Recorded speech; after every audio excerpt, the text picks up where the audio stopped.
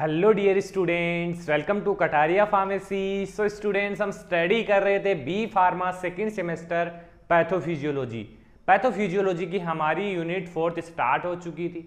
Unit 4 में हम already एक लेक्चर स्टडी कर चुके हैं। आज का हमारा सेकेंड लेक्चर होने वाला है, जिसके अंदर हम स्टडी करेंगे जो गैस्ट्रोइंटेस्टाइनल सिस्टम है उसकी थर्ड डिजीज के बारे में। तो थर्ड डिजीज हमारे सिलेबस में दे रखी है, वो है जॉन्डिस। जॉन्डिस के बारे में आप सभी लोगों ने सुना होगा, इसको हिंदी में पीलिया भी बोलते हैं। काफ़ी स्टूडेंट्स हिंदी मीडियम से हैं तो वो जॉन्डिस नाम पहली बार सुन रहे होंगे, तो पीलिया के नाम से इसको समझ सकते हैं। बाकी लगभग स्टूडेंट्स जॉन्डिस के नाम से इसको समझते हैं। तो आप सभी को आइडिया हो गया होगा कि पीलिया के नाम से ही इस डिजीज के अंदर होता क्या है। मतलब कि एक कॉमन सिम्टम्स होता है, जो भी जॉन्डिस का पेशेंट है उसके अंदर उसके नेल, उसकी आईज ये येलोइश कलर में हो जाएगी। ये 101% ये सिम्टम्स देखा जाता है जॉन्डिस के अंदर। तो इससे आइडेंटिफाई कर लिया जाता है कि पेशेंट को जॉन्डिस है।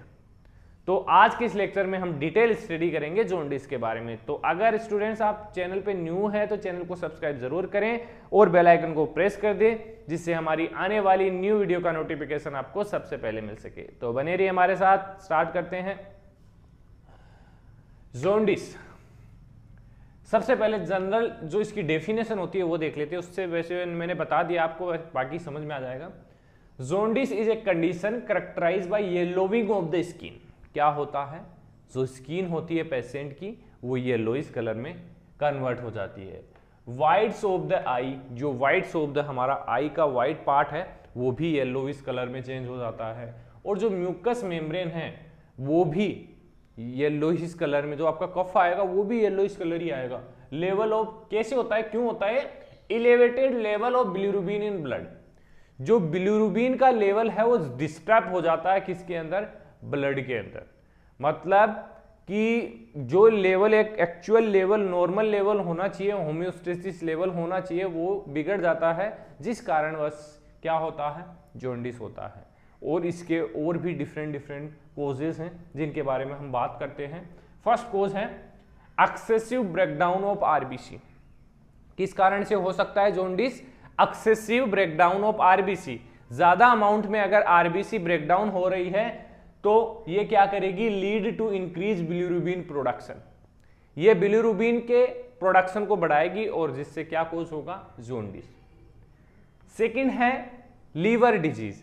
तो liver disease impair bilirubin processing and excretion. अगर देखिए जो मेन प्रोसेसिंग ऑर्गन है बिलिरुबिन का वो है लीवर। अगर उसके अंदर दिक्कत आ गई तो वो ना तो इसको प्रोसेस कर पाएगा, ना ही इसका एक्सक्रिएशन कर पाएगा, तो ये भी अफेक्ट करेगा और ये भी कोज करेगा क्या, जॉन्डिस। लास्ट है ऑब्स्ट्रक्शन ऑफ बाइल डक्ट। अगर बाइल डक्ट के अंदर कोई ऑब्स्ट्रक्शन आ रहा, प्रॉब्लम आ रही है, तो भी बिलिरुबिन का लेवल बढ़ेगा। Block the flow of bilirubin in the digestive tract. Digestive tract के अंदर बिलिरुबिन ट्रांसफर ही नहीं हो पाएगा, तो वो एक्सक्रिएट कहां से होगा, तो इसका जमा हो जाएगा, लेवल बढ़ जाएगा। तो these are the common symptoms, causes of jaundice. बात करते हैं सिम्टम्स की। तो सिम्टम्स तो कॉमन है, yellow discoloration of skin, eye and mucus membrane, dark urine due to elevated bilirubin excretion, pale stool, lack of normal bile pigment. जो stool होता है वो पहले हो जाता है क्योंकि इसमें जो बाइल पिगमेंट है वो कम हो जाता है, क्योंकि वो तो बॉडी के अंदर स्टोर हो रहा है, वो बाहर की ओर कैसे निकलेगा। तो ये कुछ है सिम्टम्स हैं इसके। बात करते हैं डायग्नोस्टिक। सबसे पहले फिजिकल एग्जाम की देखा जाएगा कि अगर आईज, नेल्स वगैरह येलोइश हो रही है, ऑब्जर्वेशन ऑफ येलोविंग का ऑब्जर्वेशन किया जाता है। सेकंड है ब्लड टेस्ट। ब्लड टेस्ट से मेजर करेंगे कि जो बिलिरुबिन का लेवल है एक्चुअली बढ़ा है या नहीं। Bilirubin level and liver function, जो लीवर फंक्शन टेस्ट होते हैं उसको भी चेक किया जाएगा। थर्ड है इमेजिंग टेस्ट। इमेजिंग टेस्ट में ultrasound, CT scan to detect underline cause like gold stone और ट्यूमर। क्योंकि कोई भी कारण हो सकता है जॉन्डिस का, अंडरलाइन कोजेज जो भी हैं जिसके कारण जॉन्डिस हो रहा है, तो उनको भी चेक करने की जरूरत होती है। इसके लिए इमेजिंग टेस्ट किए जाते हैं, ultrasound, CT scan.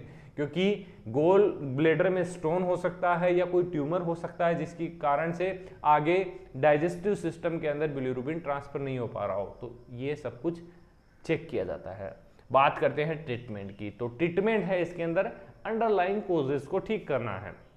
Underlying causes हमने देखे हैं, लीवर डिजीज है, गोल स्टोन है, बाइल डक्ट ऑब्स्ट्रक्शन है, तो इनको अगर ठीक कर दिया तो ऑलरेडी हमारा जो जॉन्डिस है वो ठीक हो जाएगा। जैसे लीवर डिजीज है, treatment of underlying liver condition, जो भी लीवर कंडीशन है उसको ठीक करना है। बाइल डक्ट ऑब्स्ट्रक्शन, अगर बाइल डक्ट में कोई ऑब्स्ट्रक्शन आ रहा है, ट्यूमर है, गोल स्टोन है, तो उसको रिमूव करना है सर्जरी के थ्रू या फिर कैसे भी क्लियर करना है ब्लॉकेज को। तो ये हो गया। लास्ट है हेमोलाइटिक डिसऑर्डर। इसमें क्या होता है, managing the underlying condition causing red blood cell breakdown, जो रेड ब्लड सेल का ब्रेकडाउन हो रहा है उसको रोकना है। देखिए ये जो चीजें हो रही हैं यहाँ पे 3 चीजें, अगर इनको ठीक कर देंगे तो क्या होगा, हमारा जॉन्डिस भी ठीक हो जाएगा।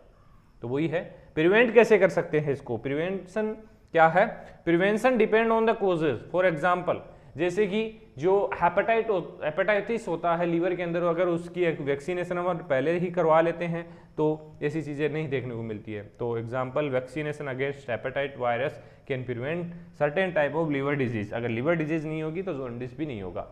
तो आई होप जॉन्डिस के बारे में आपको समझ में आया होगा। अगर वीडियो अच्छी लगी तो वीडियो को लाइक ज़रूर करें और बने रहिए हमारे साथ। मिलते हैं नेक्स्ट वीडियो में, धन्यवाद।